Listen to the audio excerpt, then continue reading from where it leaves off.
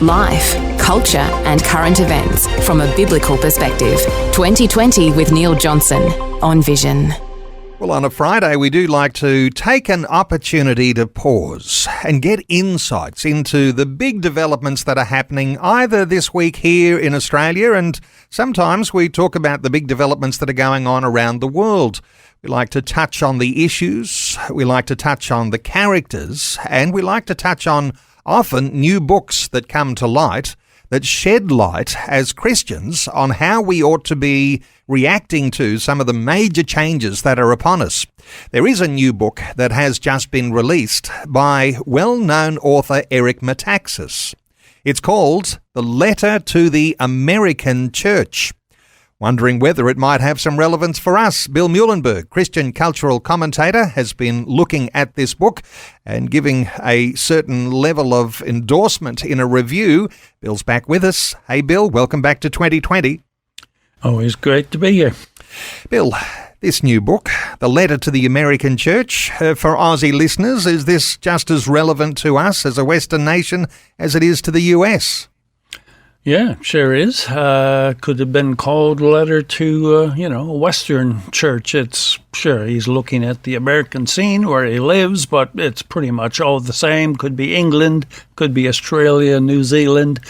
The theme he's trying to make in that book would be quite relevant to all of them, and that is quite simply that if we know our history, we know about Germany in the 1930s, things are looking a whole lot similar in the West today. The same rise in statism and encroaching tyranny and big government, and the same sad silence of most churches and most Christian leaders to say or do anything about it. That's his concern. That's been my concern for quite some time. So, yeah, fully relevant, certainly the situation here in Australia. Many listeners, Bill, who are familiar with that name, Eric Metaxas, will remember that he wrote quite a significant bestseller over a decade ago, and it was really a biography of the life of the great Christian pastor in Germany, Dietrich Bonhoeffer, who defied the Nazis and sought to awaken a sleeping church at the time. Eventually lost his life in a concentration camp. But when Metaxas talks about Bonhoeffer and talks about things that are happening in the 30s, he's well researched in this area.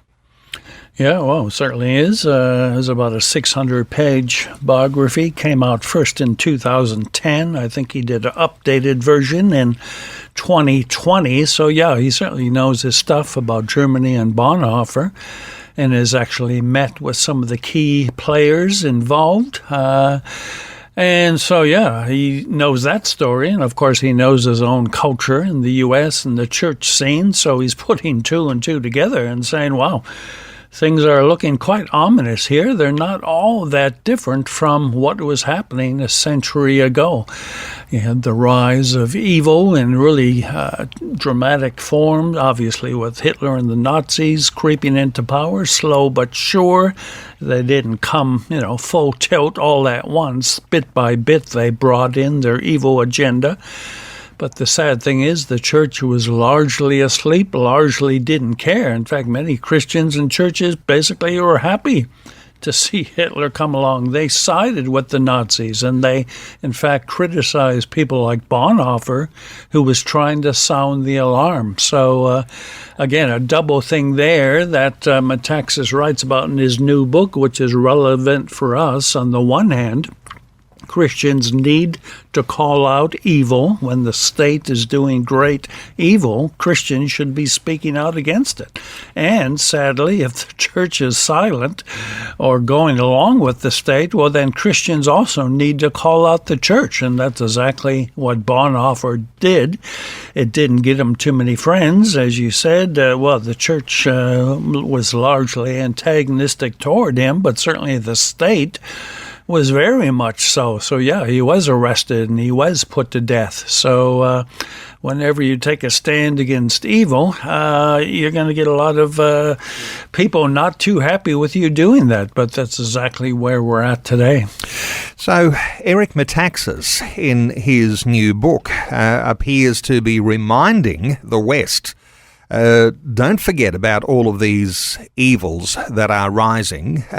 Don't forget about them and speak up against them, because if you don't, then the history is likely to repeat itself. Is that the way you see the read of this book? Yeah, exactly. The old saying that we hear so often, if you don't learn from the lessons of history, you're doomed to repeat its mistakes. And sure, that's exactly what we're seeing now. I've read of Germans, quite elderly Germans now, who actually lived through the Second World War and the Nazis when they were quite young, and some of them have since shifted to America, and they've been sounding the alarm. They're saying, wow, what I'm seeing here in America is what I experienced so long ago in Germany. But we're not learning from history. We either don't want to learn, or, well, in many cases, we're simply not being taught history in our schools anymore, or it's a revisionist kind of history where everything's being rewritten for the politically correct and the woke culture that we live in. So, yeah, that's his concern. We're not learning from history. We're seeing things repeat. And sadly, it didn't go well back then, and it's not going to go well today. So he rightly makes the case. We cannot remain neutral in a time such as this. We have to speak out. And when we do, we can give courage to others. But when we stay silent, we can, bring about cowardice to others. So what we do can have a real impact on others. Bill, neutrality for some is, well, I'll just keep quiet, I'll protect my own little patch, and maybe it'll all blow away.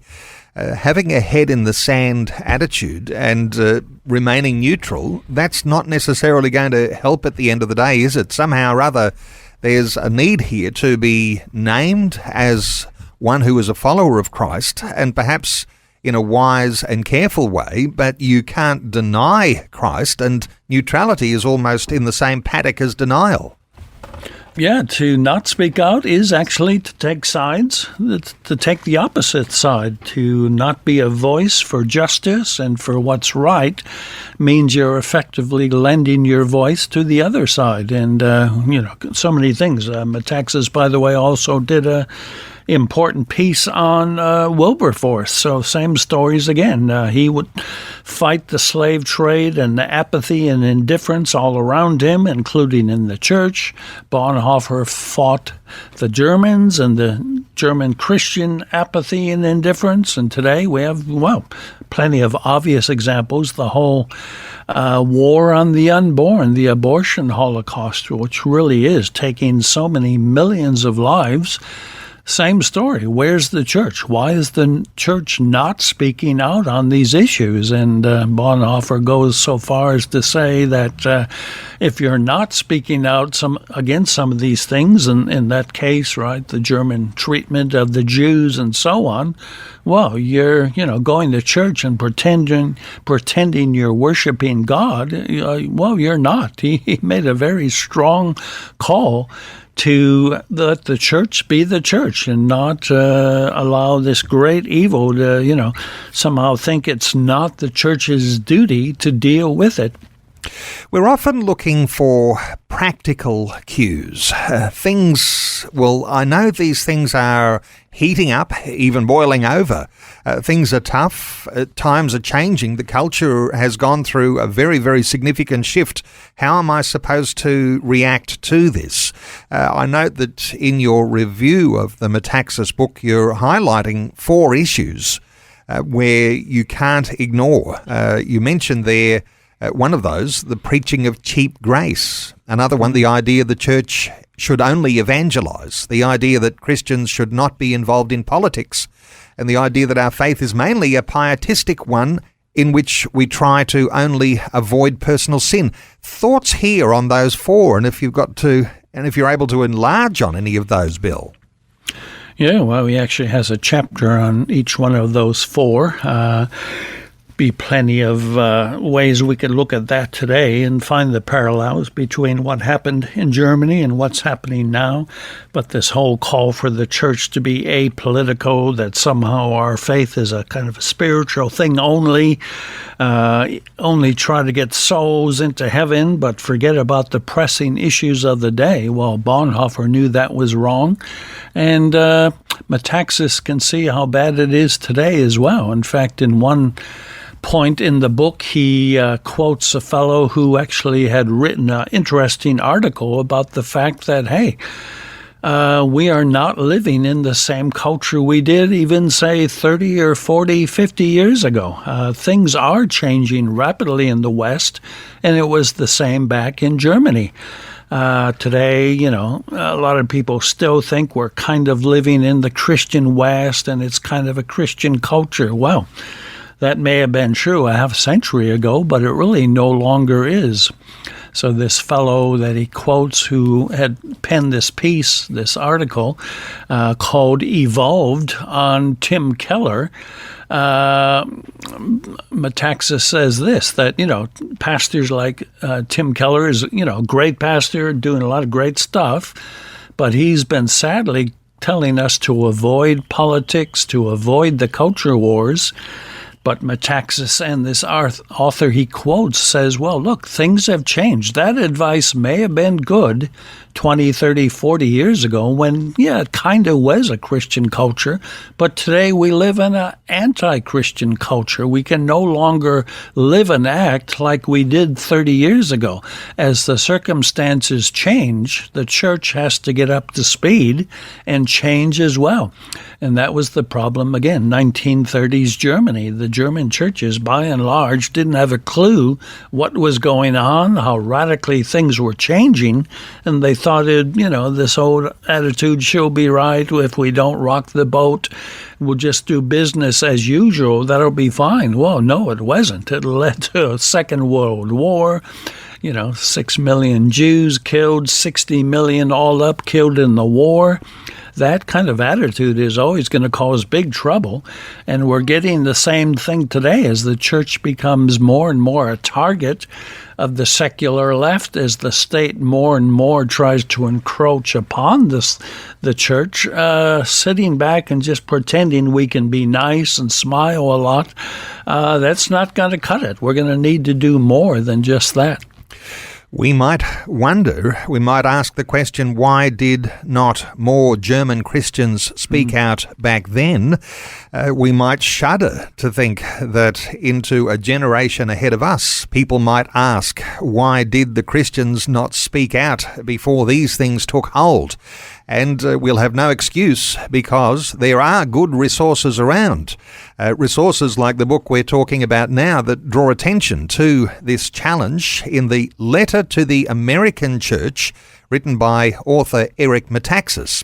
And I might also include there some great articles that you write, Bill Muehlenberg, that people can get at billmuehlenberg.com, or simply Google Culture Watch, one word. Bill, thanks so much for some great insights once again today on 2020. Always a pleasure. Thanks for taking time to listen to this audio on demand from Vision Christian Media. To find out more about us, go to vision.org.au.